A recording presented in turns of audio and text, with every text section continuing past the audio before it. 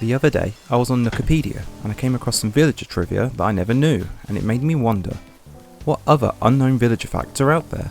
So, I've made a small list of villager facts based on my villagers of Tanglewood. Here are 10 villager facts you probably didn't know. Number 1. Roswell. So we start off with something that's pretty recognisable to most players. Roswell has many references to space, UFOs and aliens.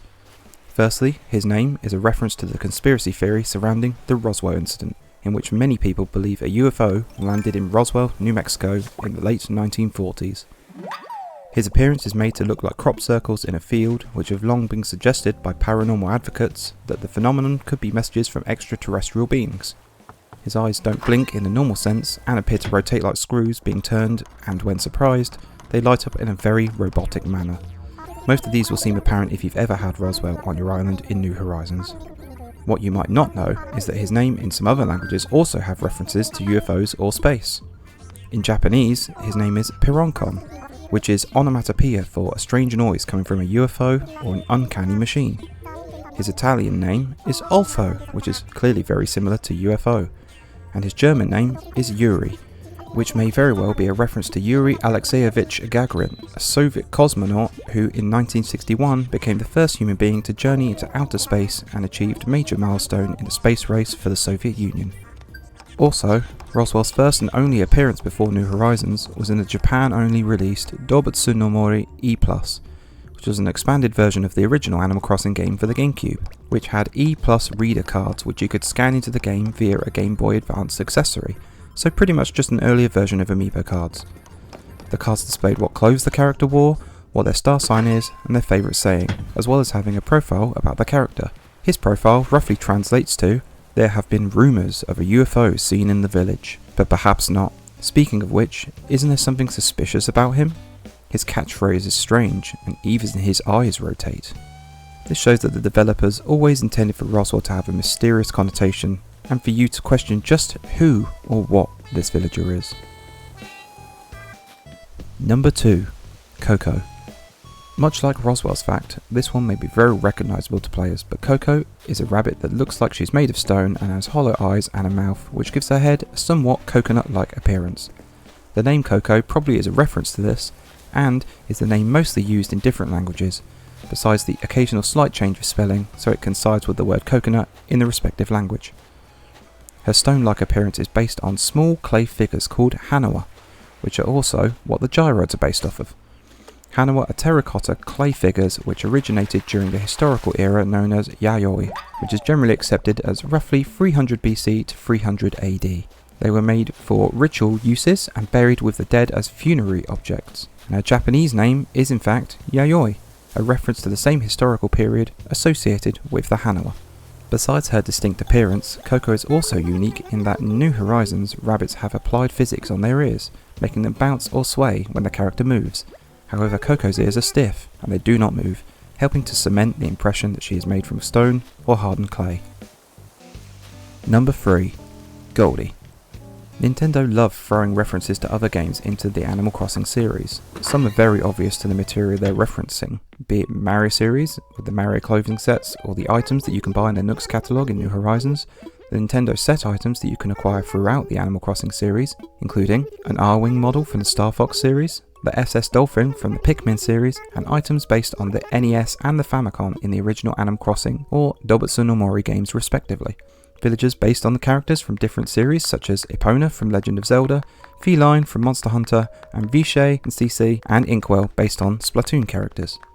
So, where does Goldie come into all of this? Well, early in the series' history, Goldie made a reference to Nintendogs in her Wild World picture quote, Nintendogs being a cute real-time pet simulation game released for the DS. So, what did the quote say? It goes, "I'm really into that lab on the cover of Nintendogs. He's pretty dreamy." Implying that Goldie had a crush on the Labrador in the Nintendogs game art, showing us that love has no boundaries and cannot be contained in a single game universe.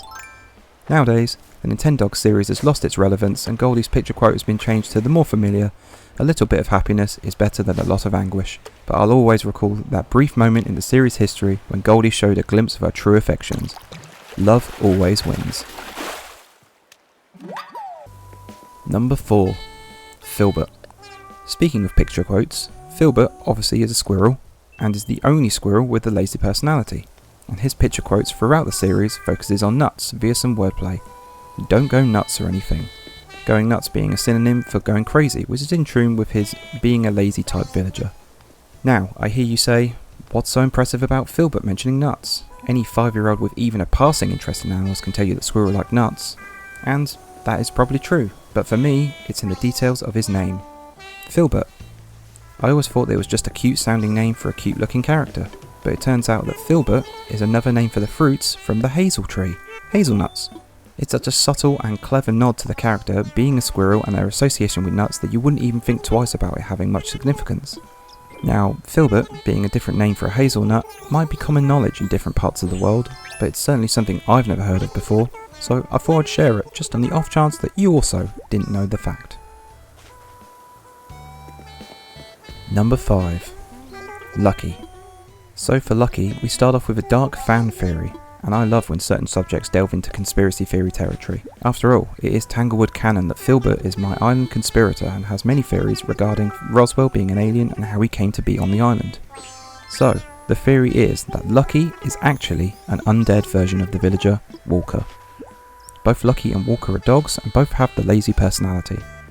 Lucky is almost entirely covered by bandages, and besides a single eye, the only parts of him you can see are his ears and his tail, which have black fur, very similar to Walker's black ears and tail.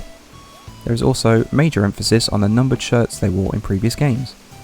Lucky's previous shirt had the number 23, which may be a reference to the 23 Enigma, a phenomenon relating to misfortune to the number 23.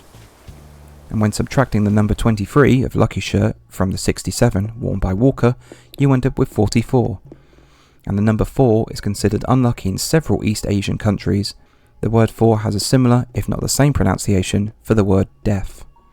Now, I personally don't believe this theory, as it seems very easy to debunk, mainly due to the fact that you can have both Lucky and Walker in your town or on your island at the same time. It's hard to argue the characters are the same person when you're able to interact with both, or, in New Horizons, they could even interact with each other.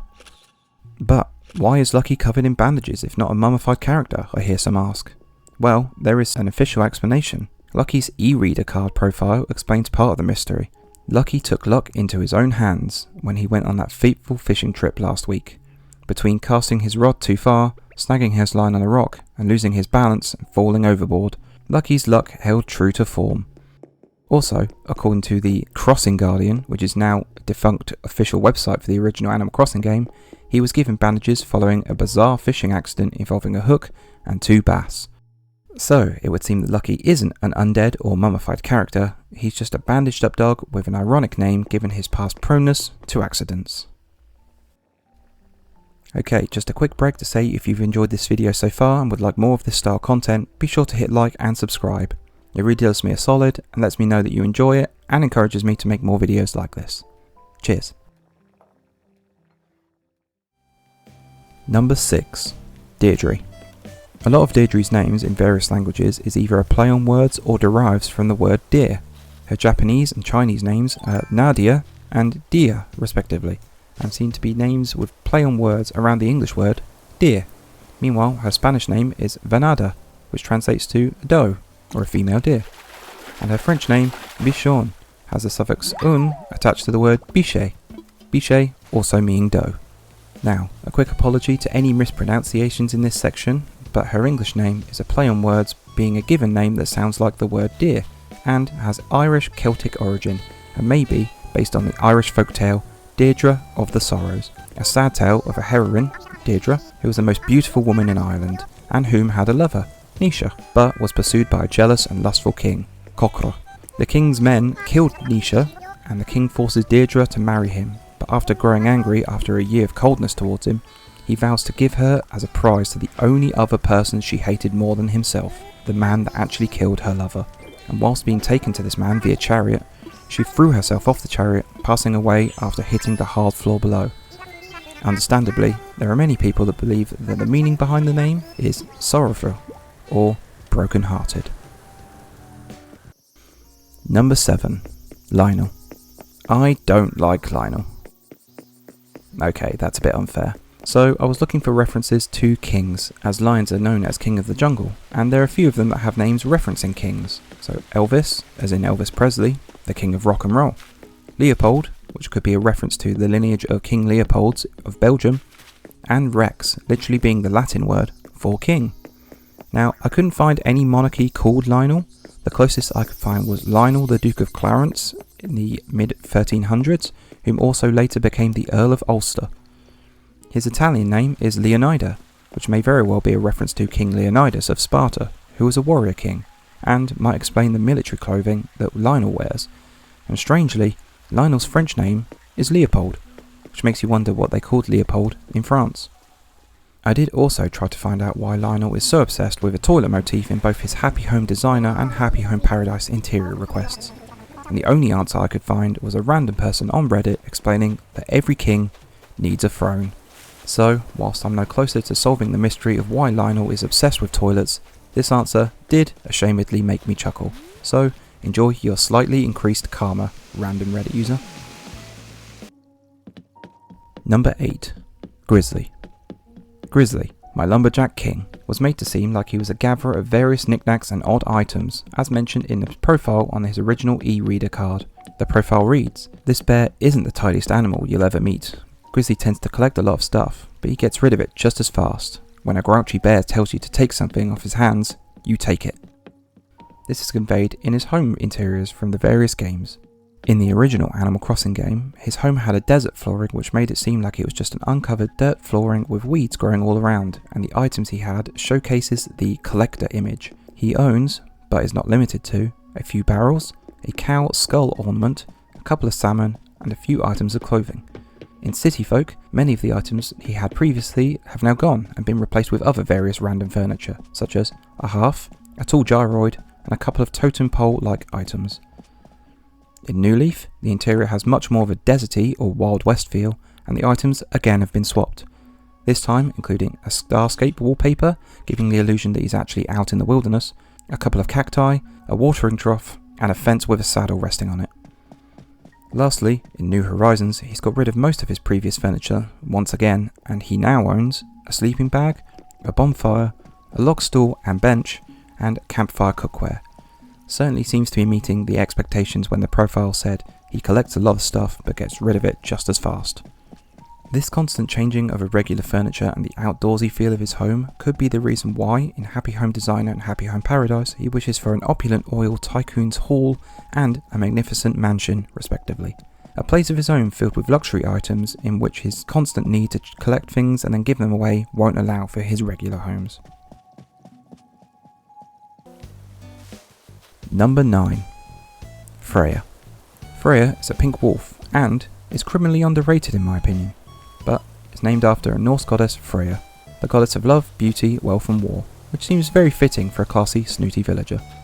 The profile on her e-reader card also alludes to a particular skill of hers and reads as following. Freya is living proof that a wolf can be pretty and pink, and this feminine canine has a sniffer that can't be stopped. When her neighbours cook up a hearty stew, they can always count on a visit from their pink friend Freya.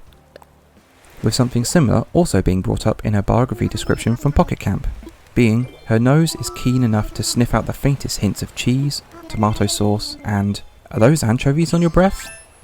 suggesting that the sense of smell is even good enough that she can tell what food you've been eating previously. This ability would be great skill to have for any budding chef needing to know what aromas go well together, and may explain why in both Happy Home Designer and Happy Home Paradise, Freya desires for a home and or interior of a pro chef's kitchen.